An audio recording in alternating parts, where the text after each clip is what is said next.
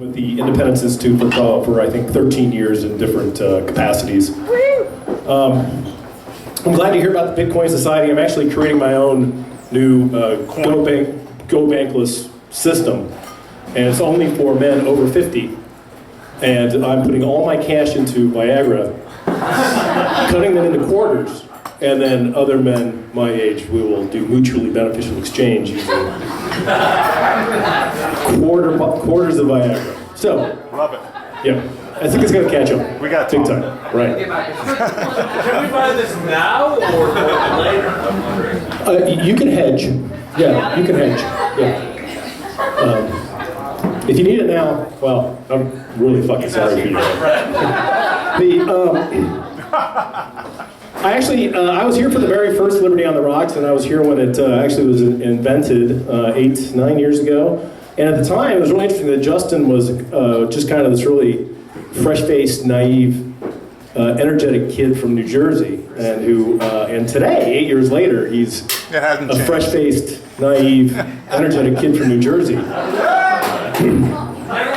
So, all right, so at the Independence Institute, we are a free market think tank. We believe in markets. So oftentimes people have described us as a pro-business organization. We say, well, we like business. Business is great. But we're a free market think tank. And people forget the significant distinction between being pro-market and pro-business. So in pro-business, you would say, wow, this is great. This Choppers is terrific. And I'd like to have one in my Senate district. That would be very great. And so, you know what I think I can do? I'm going to pass a bill. I'm going to introduce a bill to give the special Choppers tax rebate, and Choppers will get to keep, if they build a Choppers in my Senate district, Choppers will get to keep all of the sales taxes they collect for the first 5 years to pay back the costs of building the Choppers. And of course, Choppers would say, that's a fantastic idea, Senator. And Senator said, yeah, I know, because I'm a politician and I have great ideas. And so they would do this, but then the guy who wants to start his own sports bar doesn't get that deal. And this is where the cronyism and crony capitalism comes in. This is when the government and private business get in bed together and cut sweetheart deals that are mutually beneficial, so it's like a sugar daddy, sugar baby relationship, but everyone else is excluded from participating in that deal if you're not part of that arrangement. And so for many years we have been, in fact, part of the mission of the Independence Institute is to seek corporate welfare done away with in Colorado. But the problem is that you may hear things like cronyism and corporate welfare, and if you think of, like, say, Illinois, you think of Chicago, think about backroom deals being cut, right? Or people paying off someone to get the contract for school lunches, etc. That's not the way it works in Colorado. We do it right out in the open. I mean, it's perfectly legal. It's all been signed off on by the legislature, by city councils, etc. So the cronyism and the corporate welfare in Colorado is done completely out in the open. And here's what we do. We call it innocuous sounding things, like tax incentives, tax expenditures, job incentives, tax credits, and the big one, the one we've been working on at Independence Institute for the last couple of years, tax increment financing. And this is all different variations on the same concept, which is that somebody gets a sweet deal while somebody else has to pay full freight when it comes to their business taxes, their property taxes, etc. So before I get to tax increment financing, which is what I really want to talk about, in urban renewal, I just ripped a few things from the headlines. And this is how it works in Colorado. It's all perfectly legal. Okay, so we're going to start with Colorado Film Commission. It's going to give $1.5 million of tax dollars to Robert Redford to film a movie here in Colorado. Does Robert Redford need $1.5 million to film a movie in Colorado?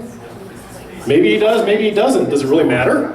If he can't afford to film in Colorado, if he doesn't want to film in Colorado because he doesn't get his $1.5 million, then that might be a signal to the legislature that we have a tax and regulatory issue, not a lack of people wanting to film in Colorado. And this is also how states play each other, and the corporate welfare recipients play states off each other. So, I don't know if you've heard this, that I'm going to blank on the name, the series being filmed in Maryland.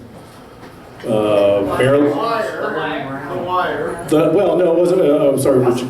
House of Cards. So House of Cards was getting a big corporate welfare subsidy to film, and the legislature talked about doing away with it. And House of Cards says, "Well, we'll just leave." So the only reason they're filming there is because they're getting corporate welfare, and that makes perfect sense to us, correct? That's an incentive.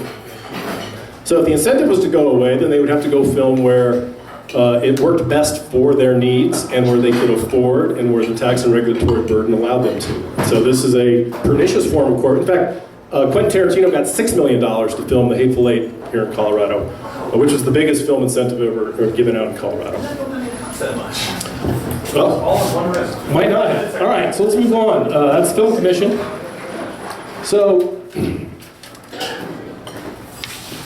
Colorado Department of Labor. Colorado Department of Labor gave $400,000 to a private corporation to train oil and gas workers in how to be solar technicians. Because oil and gas jobs are on the decline, and subsidized solar jobs are flatlining and will be on the decline shortly. But $400,000, that was $400,000 of yours and my tax dollars given to a private corporation to train workers, which is the company's job, right? So, another form of corporate welfare. By the way, the Colorado Constitution bans gifts, grants, and donations from the government to private corporations in the state, and numerous court cases have weakened that over the years. There's just not enough people to sue every time this happens. And the great fear is, of course, if you sue and it makes it all the way to the Supreme Court could carve out a chunk of the Constitution and find it okay. The Colorado Economic Development Commission is one of the biggest corporate welfare, well, they are the corporate welfare main office here in Colorado. Recently gave out $10 million in job incentives to 3 private corporations. We don't know who these private corporations are because they're anonymous until such time as they accept the corporate welfare and agree to come to Colorado. So we don't even get to know who's going to get the $10 million in job incentives. So basically what it is, it's luring jobs from one state to another. Or they say they're going to be creative, that if a company moves from, say they move from New Jersey to Colorado and they bring all the employees that want to come can come, so you're basically just bringing jobs from one state to another, so it's kind of a game of shuffleboard. And the Colorado Economic Development Corporation does this all the time. This is a very common thing, and by the way, it's widely reported. Every year the legislature looks at it and says, yeah, great job, guys, keep it up, and they give them some more done. This is a very localized form of corporate welfare. So, as you all know, we have a light rail, and the light rail is subsidized by a combination of the ticket price for people that people pay and a sales tax, the RTD sales tax. So everyone in this room is subsidizing light rail for the people who ride it. Well, that's not good enough, so Centennial, the city of Centennial, is going to offer free lift rides for people to get from their house to the light rail station in order to get them to ride. So they're going to subsidize, so this is $400,000 of Centennial citizens' tax dollars going to go to pay for other people's lift rides. So a subsidized lift ride to get to the subsidized light rail is and because they can't get people to ride it otherwise, right? So this is localized corporate welfare. This is my favorite. This is only last week. A German solar technology company was building solar inverters here in Colorado, and of course, solar energy is heavily subsidized. And they received a $2 million state and city tax incentive, corporate welfare, to come to Colorado. They're leaving, and they're firing all 220 people they were employing. So subsidized. Did we get any of that back? It's gone. Well, it's interesting. The young lady asked, "Are we getting any of that back?" Well, we never got it to begin with. So what they're doing is they're saying, for every job you create, you get a tax credit worth this much money for this many years. So you're essentially just not paying the same taxes that Joe's Plumbing pays to be in business. That's really what this is. This is a special deal that only that company gets, but nobody else gets. So it'd be like if your neighbor, if the city of Denver gave the Madison Exchange Pilates place over there, said, you know, we really, if you'll expand a little bit and if you'll hire a couple people, we'll give you you won't have to pay business personal property taxes on your equipment for 10 years. And they would take that deal, but then they might not give it to Choppers. So Choppers will pay full boat on the business personal property tax. Well, they don't, and this is what the essence of this. So these are just 5 examples. By the way, this didn't take long for me to, I spent about 15 minutes this afternoon. Found 5 great examples, all very recent, all from this month in different publications. So every day the media is reporting on this stuff, and they report on it in a very positive manner, by the way. It's like, oh my God, can you believe it? Robert Redford's coming to Colorado, man. He's gonna film, he's gonna make a movie in Colorado. It's amazing. All right, so we're gonna move on to what we've been working on the most at Independence Institute. In fact, we just published a fairly significant study co-authored by myself and a Westminster city councilman on urban renewal in Colorado and the use of tax increment financing. So let me just, I'm sure most of you know, have a general idea about TIF. You've heard this word TIF before. So what happens is the city council designates some area as blighted. This is all done at the municipal level through state law, and it's authorized by state law. So you would blight an area, and you would create an urban renewal area, and you would appoint a board to the urban renewal area. Then the urban renewal area would offer tax increment financing to redevelop that area or build new stuff on vacant land. And the way tax increment financing works is you take the baseline taxes of the existing geographic area. You estimate what the new tax base will be when it's been redeveloped, rebuilt, renewed, etc. And the difference between those two is the increment. And that increment is used to pay off bonds to help pay for the project. So you're taking, this is speculation, is what it really is. So you're taking future tax revenues from a successful project and obligating and applying those back to paying off bonds that are sold to finance the project for the private corporation. So if it's successful, everyone's happy. If it fails, the part of the loss of that falls back onto the local taxpayers. Now, we would not have a very big problem with this if it was limited to the municipality that was doing it. If their voters, if their taxpayers were willing to say, yeah, we're good with this, right?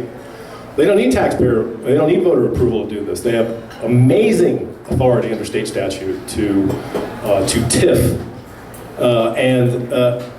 The essence of the problem becomes, and this is what has been going on in the legislature for the last 2 sessions, is that when you take an increment of property tax and apply it to the TIF, you're taking that money from special districts, school districts, counties, roads, other things that those property taxes and a combination of property taxes and sales taxes pay for in the sister taxing jurisdictions within the urban renewal area. And so for years, counties have been howling about this because currently state taxpayers backfill about $40 million a year to school districts for the money they lose from TIF all around the state. And so last year the legislature passed a law and it basically said that there has to be a representative from every taxing entity within the Urban Renewal Authority that's going to be affected by the TIF on the Urban Renewal Board from now on. That doesn't mean it still doesn't happen. It just means that there will be a representative there to say, well, wait a minute. You know, Where's my gun? well, where's my, yeah, well, how are we getting screwed? And how can I screw? I don't want to get screwed. We don't mind if the special district, fire district gets screwed. We want the school district to get screwed. So there's been a few interesting developments with regards to TIF. 2 years ago, a group of citizen activists, and by the way, this is the point I'm getting to here, is that there is something to be done about this if you want to. And by the way, TIF is an end run around the Taxpayer Bill of Rights, right? Because when you pull those tax dollars away, let's say when you pull tax dollars away from a fire district to pay for a TIF in a municipality, The fire district, their obligations don't shrink. In fact, sometimes they go up because now you got new stuff being built. So then fire districts go to the ballot and ask for a tax increase. And people say, well, no, why would we give you it? And they say no. And so, but your obligation continues to go, the true level of taxation is spending, right? So your obligation continues to go up. So in many ways, this is just a way to get around Tabor that municipalities can take on new burdens and new taxpayer obligations without a vote of the people. So last year, a group of citizens in Littleton, Colorado, put a measure on the ballot, and it was called Littleton 300. And Littleton 300 was very simple, and it said, any urban renewal plan that uses tax increment financing must be approved by voters. Pretty simple. The establishment went berserk because they said that nobody would ever do business in Littleton again if we couldn't dole out these tips. Well, it passed, and it passed by a pretty healthy margin, and a year later at the city council meeting, about 1 year from the day that it passed, one of the city council members asked the planning department, so you guys are busy? And he goes, we're swamped. So, there are still people building in Littleton. Now, there is an ordinance up that's going to be voted on coming up pretty soon to simply do away with their urban renewal authority, and this will be the first time in the history of Colorado that an active, ongoing urban renewal authority would be repealed by a city council. So this is how big an issue this has become. So I'm going to tell you the story. In fact, a little write-up is back there on there with the other publications of how this works. All right, so Wheat Ridge, Colorado has an urban renewal authority. It's the Wheat Ridge Urban Renewal Authority. And Wheat Ridge Urban Renewal Authority gave a $7 million TIF package to a developer to build a Walmart at 38th and Wadsworth. That's the biggest TIF Wheat Ridge has ever given out. A group of citizens got together and they were very open about the fact that what they were really trying to do was stop the Walmart. They didn't want a Walmart there. They were anti-Walmart activists, right? And so they put a measure on the ballot, a 300. And the measure said, we went out and gathered signatures, did all the work, and the measure said any TIF over $2.5 million must be approved by voters. Any TIF under $2.5 million must be voted on by the city council rather than simply approved by an urban renewal board. Well, it passed. And the problem is that they had made it retroactive to include the existing TIF for the Walmart, because they were trying to kill the Walmart. Remember, they were trying to kill the Walmart. So the developer did what any rational businessman would do. He sued. And the Jefferson District Court agreed and said, no, you cannot make a law apply retroactively to an existing deal. That's an ex post facto law, and it's unconstitutional under the Colorado Constitution. So they threw out that part of the ordinance. Well, interestingly enough, the city of Wheat Ridge didn't even bother defending that part of the ordinance because they hated it. Walmart wanted the TIF, the developer wanted the TIF, and the city of Wheat Ridge wanted the TIF. So they tossed out that part of the ordinance, which means they're back on track, right? Well, no. After the court case was resolved, and this is a year later, Walmart just said, you know what, we're out. So they just pulled out. So what was the point of the TIF? Why did Walmart need a TIF? They obviously really didn't want to store there that badly because they just pulled out even though they could move forward with construction now. And the TIF didn't start until they broke ground. And the reason is that they didn't need the TIF, right? If Walmart wants to build a store, Walmart can build a store. They'll buy the land and they'll build a store if they think the market supports a Walmart there. So this was a great example of citizens, and by the way, and I admire them for being very open about the fact that they're doing this to try and stop Walmart. The Littleton folks did it to stop. They'd had a big boondoggle in Littleton that ended up costing taxpayers about $9 million when a TIF-funded project failed about a decade ago. And there are still people who are sore about that. The second big problem here is that in order to form an urban renewal area, there has to be slum and blight. There has to be a blight designation, right? If you go back and read the statute, the legislative declaration for the state statute said that slum and blight is essentially focal centers for disease, crime, juvenile delinquency. This was patterned after the Fair Housing Act back in the 40s. And this was actually designed towards people living in decrepit, squalid housing conditions. That's what this was started for. And this is Some of us might be old enough to remember when the government went in and wiped, built Cabrini Greens in Chicago, et cetera, et cetera. That's what this was all about. So you have to ask yourself, how much slum and blight do any of you actually believe exist in Colorado? Does anyone know a slum and blighted area? A focal center for disease, crime, juvenile delinquency. That is an imminent, by the way, that is an imminent threat to the health, well-being, and safety of not just the municipality, but the entire state of Colorado. The capital. Well, okay, then the capital could be an urban renewal area. But this is the requirement to form a URA and to use TIF. Now, if you look at some of the things that are being done with this, they are clearly not blighted. Clearly not. So basically, this has become a tool that is just routinely and regularly abused, and everybody knows it. And it's being used for economic development. It's not being used to cure slum and people living in decrepit, squalid conditions, which was its original intent. In 2014, a bipartisan bill passed because people were including agriculture land, and they were declaring grasslands and horse pastures and wheat fields as blighted, and using TIF financing to get developers to build stuff, right? So the legislature said, all right. It got so bad. When it gets so bad, the legislature can't ignore the cronyism anymore, right? You know you got a problem. So they passed a law that tightened up the restrictions on agricultural land. So last year, Littleton, and again, Littleton Littleton keeps popping back up because Littleton has 4 active urban renewal areas within their urban renewal authority. So Littleton blighted 200 acres of agricultural land along Santa Fe Boulevard, right? This has been pretty common practice. So the Arapahoe County assessor said, no, you can't do that. That's ag land. You can't blight that. And Littleton said, yes, we can. We're an urban renewal authority. We can do whatever we want.